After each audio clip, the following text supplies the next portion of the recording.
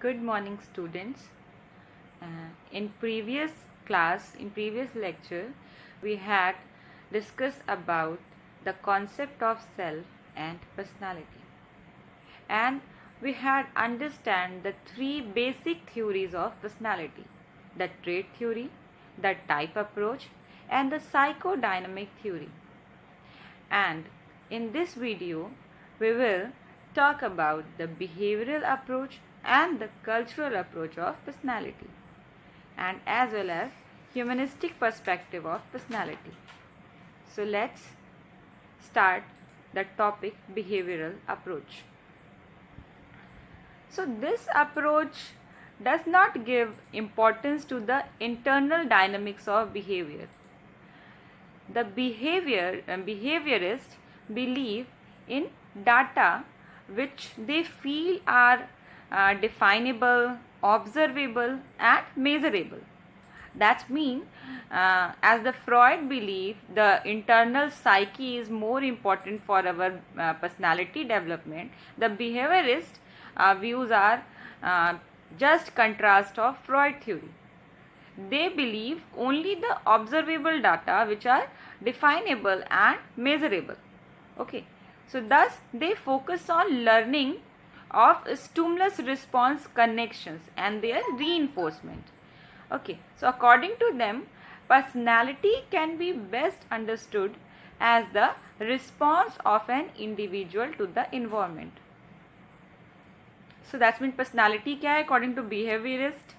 The personality is only a response of the response or a behavior towards the environment. Our responses towards the environment is known as our behavior, and this behavior is only help us in development of our personality. So they see the development simply as a changes in responses and characteristics. That is, a person's learn new behavior in response to new environments and stimuli. That means the behavior is not given any stages of development, stages of personality development, or the concept of any internal forces. They only believe the development of a personality is only when the responses can be changed due to the situation, due to the demands of environment.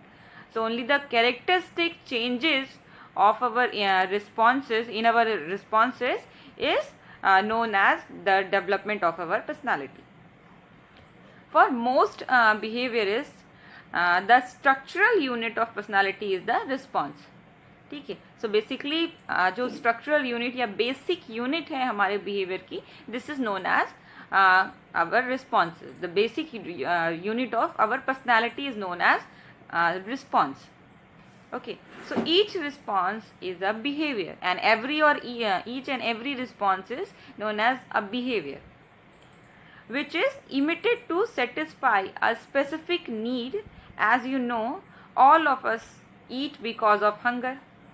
So that means the all responses, that means the all behavior are emitted only for the satisfaction of their need, whatever it is, a physical need or a psychological need.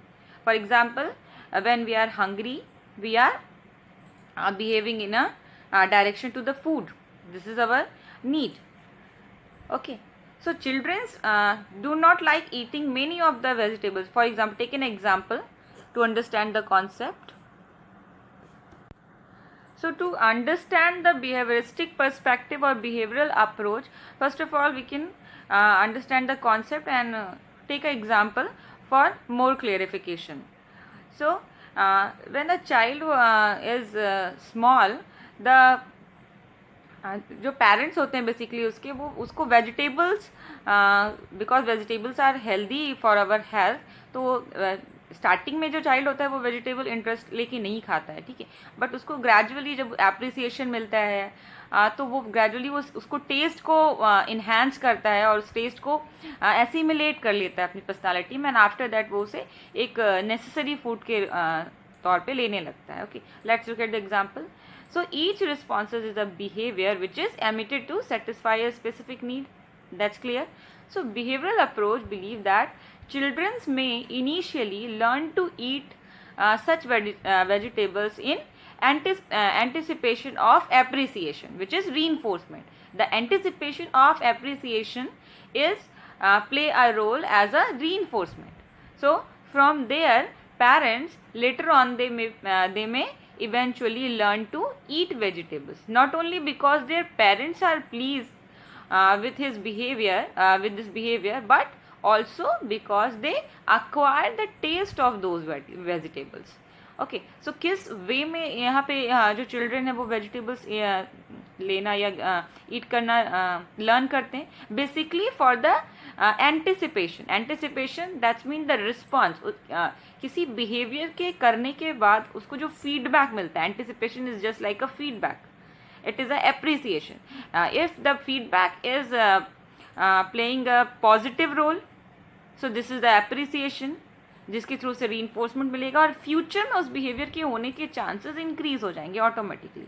And if the feedback is bad, it is a negative impact, so there is a chances of punishment and वो response को repeat होने के future में chances automatically decrease हो जाएंगे. This is the whole concept of behavioural approach. Okay, let's look at the concept again. So ultimately, the core tendencies that organize behavior is the reduction of social and biological needs that energize behavior, and this is accomplished through responses or behaviors that are reinforced. Okay. So in previous class, that means in class 11th, you had already studied the chapter learning. The behavioral theory is also known as the theories of learning. Okay, so there are three type of theory basically: the classical conditioning, the operant conditioning, and observational learning. Okay, so what is classical conditioning? Where the neutral stimuli is associated with a natural response. Okay, that means the classical conditioning is a type of conditioning in which S correlations are association are established. And second one is operant conditioning. Operant conditioning, that means a response is increase or decrease due to the reinforcement or punishment. Okay, so this is the concept of operant conditioning. The third one is more important, which is observational learning. So observational learning, that means learning occurred through observation and imitations of others.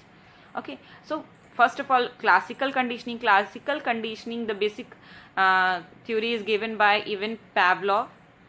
The dog experiment, if you have remember the experiment, okay, जिसमें कि dog को उन्होंने यहाँ से cut करके एक pipe लगाया था जिसके थ्रू उसका जो सलाइवेशन हो रहा था उसका अमाउंट मेजर हो रहा था, and the bell ring and the food, इन दोनों के बीच में एक एसोसिएशन पेयर्ड किया गया था अकॉर्डिंग टू पैवलॉव, जिसके थ्रू जब फूड प्रेजेंट होता था तो जो डॉग था वो सलाइवेट करता था.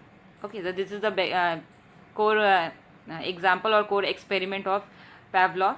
ठीक है, उसके बेसिस पे उन्होंने ये प्रिंसिपल इस्टेब्लिश किया, and according to this principle neutral stimuli is associated with a natural response. ठीक है, a natural stimuli is associated with a natural response. This is the S conditioning or S association given by पैवलॉव.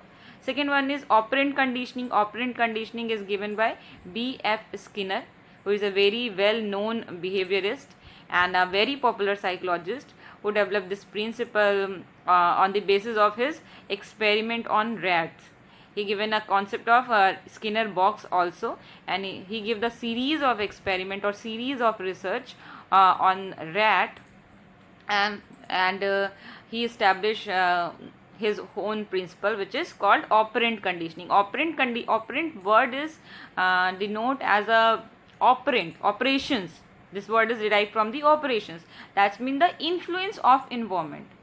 Okay, this is the operant conditioning in which a response is increase or decrease due to the reinforcement or punishment. That means the feedback of response. When a person is given a stimulus and they give a response. If the feedback of this response is positive, so this is work as a reinforcement, and the availability of this response in future is increased. And if the feedback is negative, then the human being or the individual is escaped from this response. This is the basic experiment of operant conditioning. And the last one is observational learning, in which a person is follow his parents or his social or elders or maybe seniors. So in this type of learning, the person is basically observe and imitate the person's behavior. Okay, this is the last type of learning. So basically the behavioral approach of personality is focuses on the learning theories, these three theories which are the basis of human personality development. ठीक है, तो according to this theory हमारी basic unit जो है behaviour की, personality development की, this is the response is the basic unit, and the development of personality is basically the changes of responses due to the time period, due to the situations or influence of the environment. We can learn the responses, new responses, and the previous responses can be changed in a more adaptive responses, in a more adaptive manner. So this is the total development of personality. So this is the basic unit and the development of personality.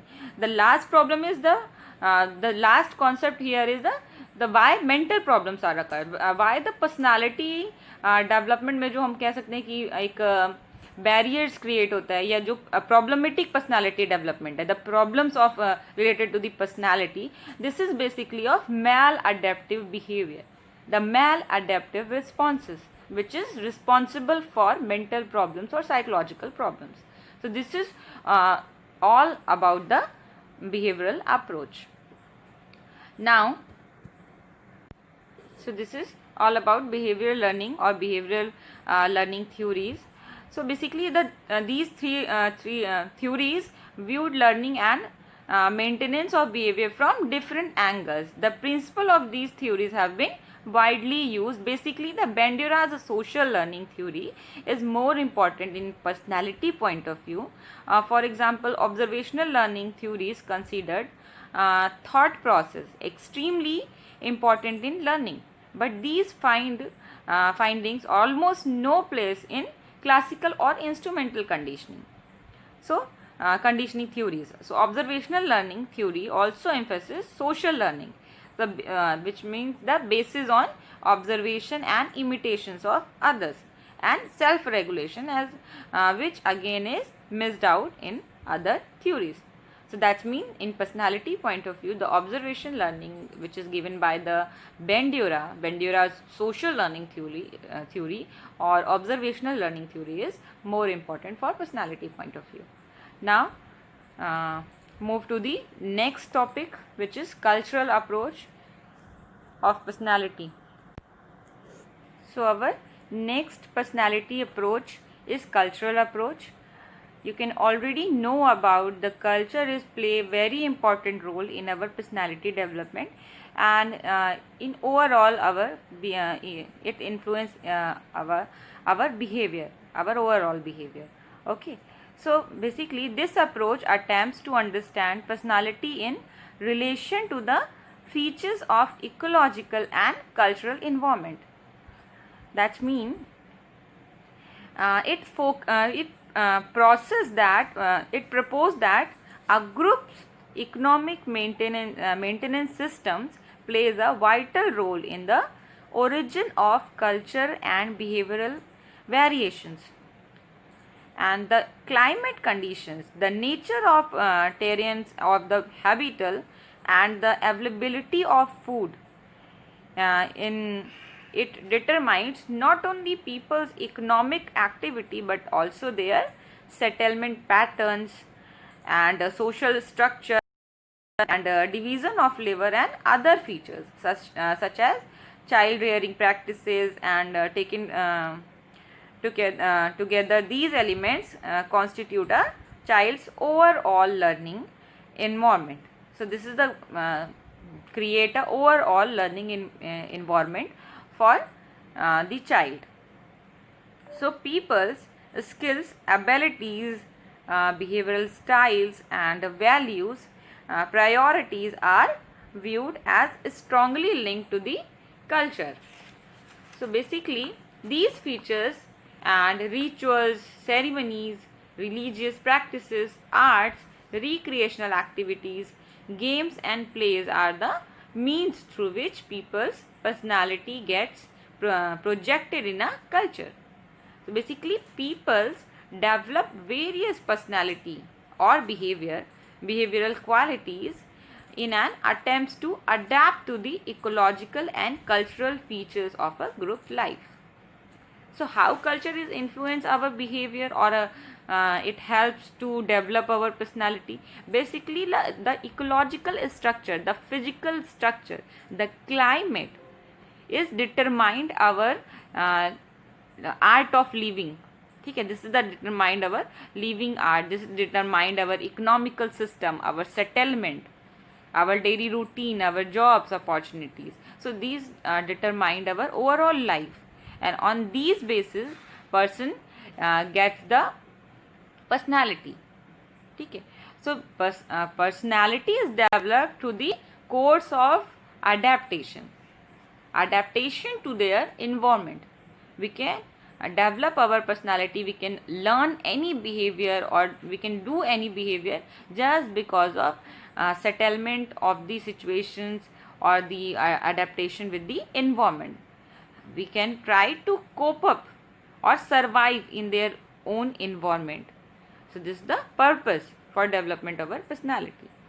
So here is a three group which represent the cultural approach, the whole cultural approach. There are some signs and symbols also. So element A which is our climate conditioning, conditions, nature of terrains of the habitat and availability of food, that means flora and fauna. Plus element B that means element A is basically a physical structure, a climate. Okay, and element B is the determined by element A, which are people's economic activities, settlement patterns, social structure, division of labor and child rearing practices. Okay, so element A determined the element B, and the element A and element B come together and create impact of A plus B, which are child's overall learning environment. Okay, so this environment, that's mean this socio-cultural environment is a base of our personality development. Okay, let's take an example. First of all, take some points which explain the concept of cultural approach. First one is rituals, ceremonies, religious practices and art and recreational activities, games and plays are the means through which people's personality gets projected in a culture. Okay, that means the relationship between environment and the person is two-sided. Okay, that means the interactive. The culture influence us and our personality is influence the culture through the arts, through the recreational activity, in the game, in the plays.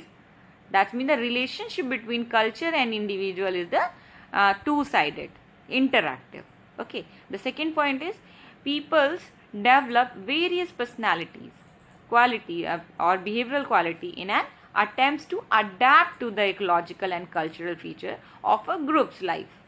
That means the purpose of our personality or our behavioral quality is to basically the adaptation towards the ecological and cultural features or the group which he or she is survive.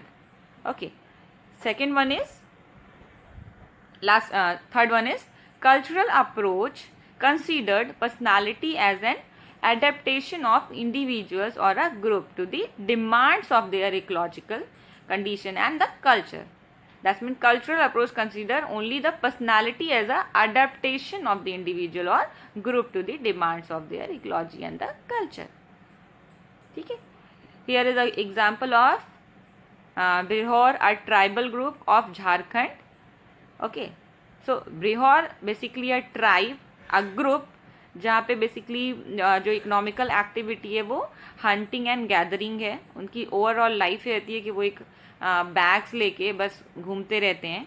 ठीक है, एक one forest to another forest. They are living in a forest in a mountain region and their whole life is basically around the gathering and the hunting. Okay, so discuss about the example. So let us try to understand these aspects with a concrete example.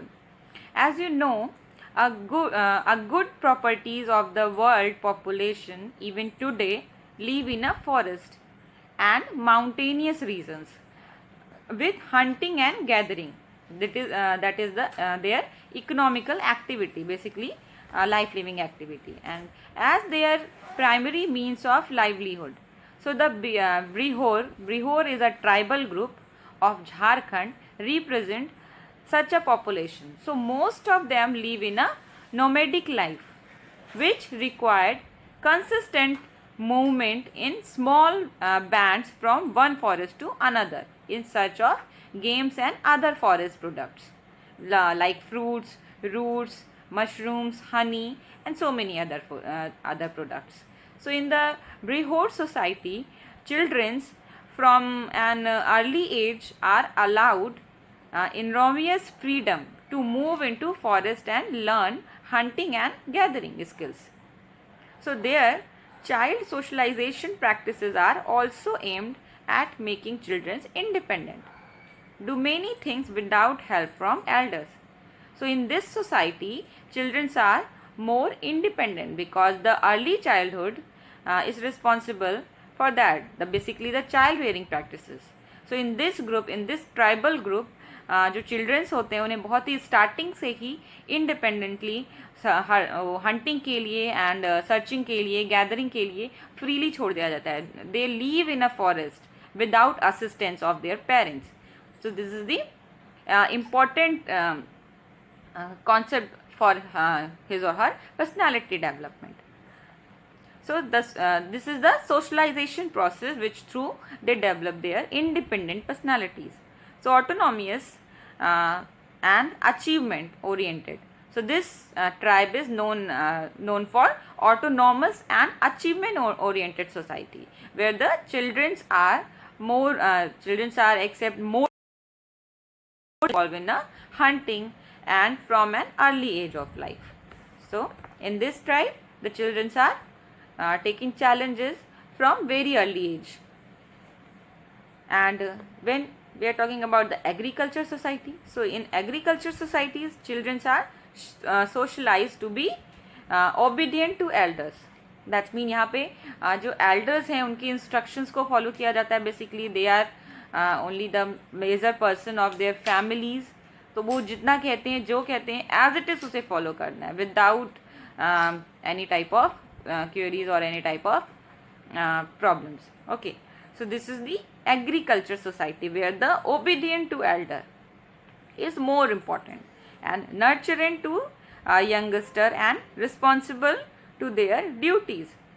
So since these behavioral qualities make people more functional in agricultural societies, they become dominant feature of people's personality in contrast to independence. So इस type of जो societies हैं वहाँ पे basically independent होने की जगह जो peoples होते हैं वो ज़्यादा डोमिनेटिंग होते हैं, ज़्यादा रिस्पॉन्सिबल होते हैं because they obey their elders. And autonomy and achievement which are more functional and thus highly valued.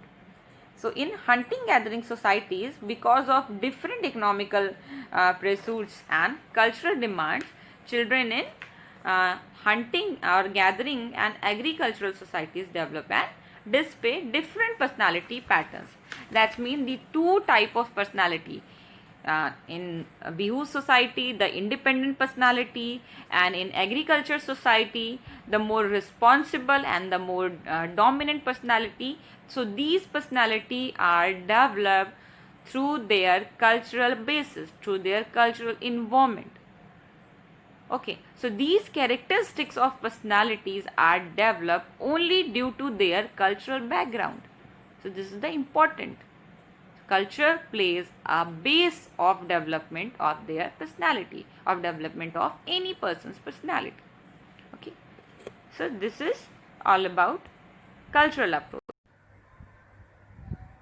So students, you can understand the behavioral approach and as well as cultural approach, which is two basic approaches of development of the personality. Okay, now this is time for homework. So in homework you have to do activity 2.3 which is observe and note your behavioral characteristics and those of your friends that have been embedded from popular youth icon. Okay, so this is your homework, and before completing this video I would like to share a video with you, which is this video is basically explain the concept of behavioral approach in a very different way, in a very interesting way. Okay, so please watch this video. What makes you entirely unique from any other person on this planet? Well, one might argue that every person is uniquely the sum of every experience that they've had. We have all witnessed different things, we were taught specific lessons, or experienced certain events that have shaped how we make decisions and how we display specific behaviors. Let's focus in on that last word, behaviors. This video is all about the behavioral perspective of personality. While this view, this theory of personality, has its critics, it is the result of some of the most fascinating and well-known psychological experiments to date. So what is the behavioral perspective? Behavior perspective, or behaviorism, is a belief that personality is a result of an individual's interaction with their environment. Psychologists can actually pinpoint and connect incidents and behavior to predict how a person's personality was shaped. These interactions might include things like traumatic life experiences, lessons that you learned from your parents or your teachers, lessons from movies or other forms of media, the relationships that you have, and all the things that we have observed are great examples of ways that may contribute to the way that you behave. So taking every single interaction that a person has with the world can feel overwhelming. So let's zoom in on two ways that we might be conditioned to behave one way or behave another way. According to behaviorism, these types of conditioning shape all of our later decisions and ultimately our personality. Psychologists have categorized behaviorism into two different processes: classical conditioning and operant conditioning. Now, there are two important people that you should know in the world of behaviorism because they illustrate two different types of conditioning. The first one is classical conditioning. You probably already know this one. Ivan Pavlov is the father of the now famous Pavlov's dog experiment. Now, in this experiment, Pavlov set off a metronome, click, click, click, for a group of dogs. Whenever the dogs heard the bell after this metronome, they would get a treat. This is a case of classic conditioning. Soon, the dogs started to physically salivate whenever they heard that metronome because they knew that food was coming. They automatically associated two unrelated stimuli through behavioral training. And if you want a good example, there's also an episode of The Office where Jim conducts a similar experiment on Dwight. So are we like Pavlov's dogs? Do we associate two stimuli to each other and grow to commit certain behaviors from the association? Well, there's another study, it's called the Little Albert Study, and it says that we do. This study was led by an American psychologist named John B. Watson. Watson used a young boy named Albert as his so-called dog. Now, he exposed the boy to images of a white rat and a bunch of other items. Anyways, whenever he showed the image of the white rat, he would make a loud and scary noise. Soon enough, the boy was literally classically conditioned to react with fear whenever he saw the image of a white rat. He showed him an image of the white rat, the boy would get scared. Now, there's one caveat in this experiment. Little Albert also began to act in a similar manner with their white things. Rather than associating his fear with the loud noise with the rat for being white, Albert made other assumptions and behaved in an unpredictable manner towards objects that he personally associated with the rat. So you can keep this in mind.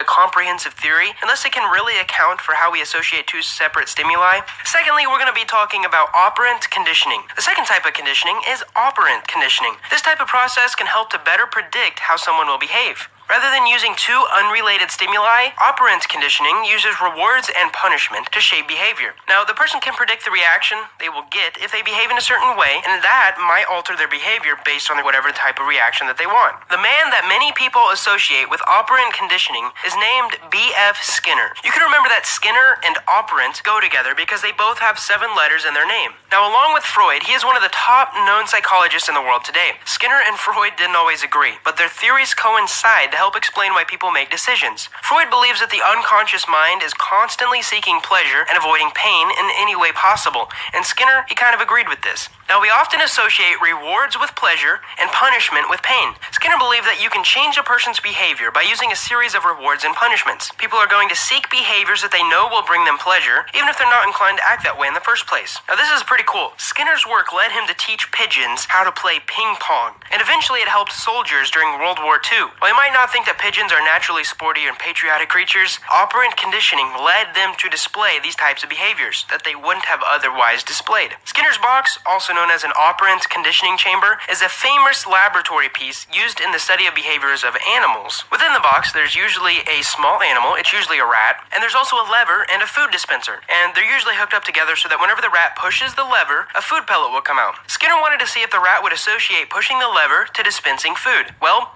it worked. Why did the rat push the lever in the first place, though? Because it surely didn't know that that lever would actually move, or that it would dispense food pellets. Well, rats are exploratory creatures, just like us humans, and they enjoy exploring their environment. Now, this includes pushing random buttons like a lever. So, after a ton of research, Skinner realized there are 4 ways to encourage or discourage any type of behavior. And here's the definition with some examples of operant conditioning. Number 1 is positive reinforcement, and this is whenever you add something to increase the behavior. An example is to give a rat a food pellet whenever it pushes a lever. Now, here's a real-life example. Paying someone for a good job. Number 2 is negative reinforcement. This is whenever you remove something to try to increase the behavior. An example of this is to continuously shock the rat's feet and only stop shocking it whenever it pushes the lever. A real-life example is whenever you go to clean your room because your mom has asked you to do it over and over and over again, and eventually your mom will stop asking you after you have cleaned your room. Now, in both of these, reinforcement increases the behavior, right? But we go about it in 2 different ways. We either add a stimulus, like food, or we remove a stimulus, like stop shocking a rat.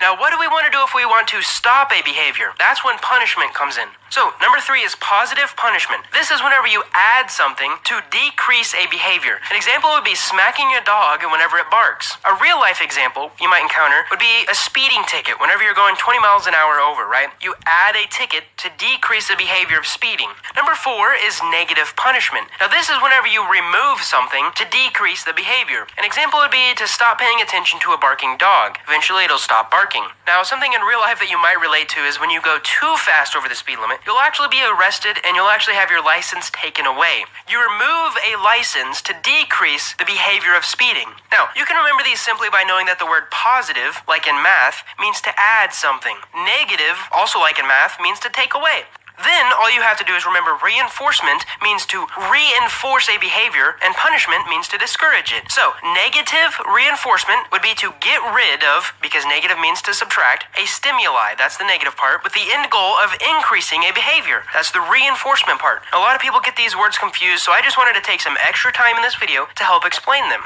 So as I end this video, how does behavioral perspective fit in with personality psychology? Behaviorism says that we and our personality can change every day. If you're trained right, you can become a person with any sort of personality trait. It certainly gives hope to people who may aspire to be more driven, more punctual, or have any other traditionally good or successful trait. If you enjoy self-development, then you probably relate to this because you know that you can improve yourself. Anyone who's ever successfully trained a dog to behave in a certain way knows that there is some truth to this theory. Behavioral perspective, though, is rather limited when it comes to explaining the overall psychology of personality. Behaviorists don't take into account like the thoughts that people have or the feelings behind someone's actions. These are real things, but they don't take into account in behaviorism. A person may be on time for work every day, but not because they want to or because they are in general a punctual person, but they may just be terrified of losing their job and not having any money. Sometimes, people choose to sacrifice their values and larger personality traits for wants, their needs, and their desires. So behaviorism is just just one piece of the personality puzzle, but it's also an important one to know. We can't entirely discredit behaviorism because it really does influence how people do make decisions. So as I end this video, think about some of your daily habits. Why do you do some of them? Are there rewards or are there punishments? Do they reflect who you are overall as a person, or do they just reflect the values and patterns of thought that you have established over the years? What does your commitment to these types of values say about your personality? If you enjoyed this video, feel free to watch some of the other videos in this personality series. And if you want to learn more about your own personality, I just developed a free 3-in-1 personality quiz that you can take in the description below. It